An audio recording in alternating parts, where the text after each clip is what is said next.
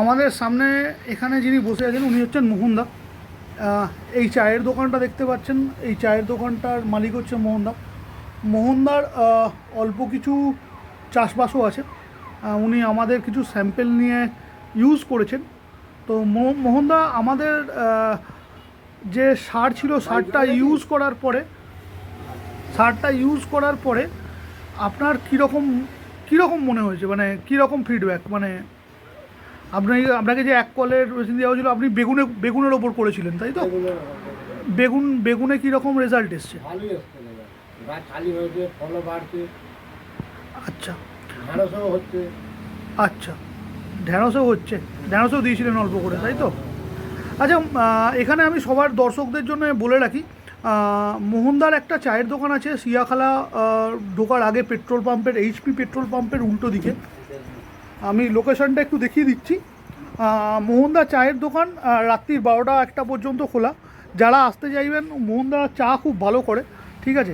অনেকেই রাস্তায় যাওয়ার পথে আরামবাগ রুটে, বিষ্ণুপুর রুটে ব্রেক নেন, তো আপনারা এই দোকানে চলে আসবেন। ব্যবহার মোহনদার খুবই ভালো। মোহনদা খুব নিচুর লেভেল থেকে কাজ করে আজকে এই জায়গায় এসেছে।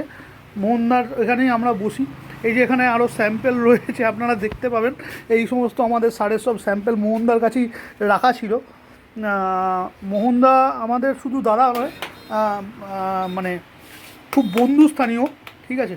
এখানে এই যে আপনারা এখানে দেখতে পাবেন মোহনদার দোকানের আশেপাশে বিভিন্ন রকম গাছের, বিভিন্ন রকম চাষের এগুলো আছে।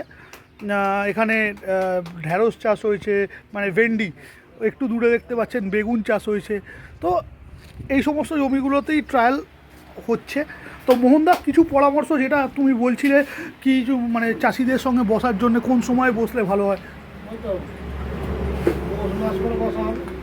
হ্যাঁ, পৌষ মাস করে।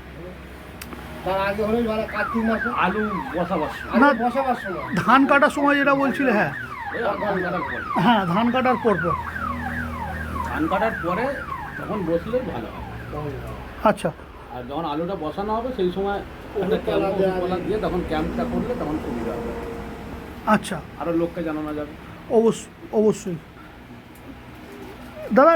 এরকম মানে আমরা যে সারটা নিয়ে আসছি, সেই সারের মোহনদা জানে তার ইউএসপি হচ্ছে আপনার কেমিক্যাল সারে যা খরচ খরচা হচ্ছে তার প্রায় অর্ধেক খরচে আমরা চাষটা দাঁড় করাবার চেষ্টা করছি, যাতে চাষিরা গোড়া থেকেই আজকে চাষিরা সারের যে দাম, অনেকে সেই কারণে চাষ থেকে বিমুখ হয়ে যাচ্ছে, অত্যাধিক দাম হয়ে গেছে।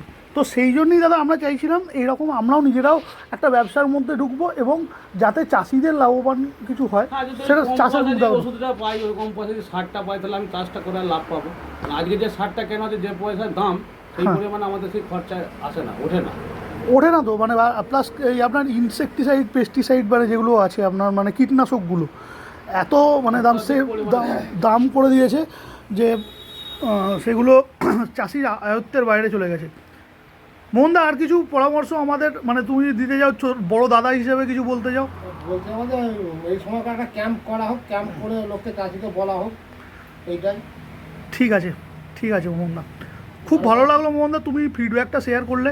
জানবে কি করে? অবশ্যই তুমি তো আসোই সঙ্গে, তোমার আশীর্বাদ মাথার উপরে থাকলো, রইলো। ঠিক আছে, দাদাও শুনলো ব্যাপারটা। ঠিক আছে, আমরাও আস্তে আস্তে এইভাবে এগোবো। আরেকবার আমি আপনাদেরকে বলছি, সিয়াখালা ঢোকার আগে আপনি মোসাট ক্রস করার পরে এইচপির একটা পেট্রোল পাম্প পাবেন। এখানে যদি আপনারা কেউ গাড়ি রেখে দাঁড়াতে চান, সুন্দরভাবে দাঁড়াতে পারবেন, একটা ব্রেক নেবার জন্য আদর্শ জায়গা। মোহনদার দোকানে আসুন, মোহনদা খুবই ভালো মানুষ। আমরাও চাই মোহনদার সব দিক দিয়ে করুক। অসংখ্য ধন্যবাদ মোহনদা। ঠিক আছে, আমরা ভিডিও এখানেই শেষ করছি।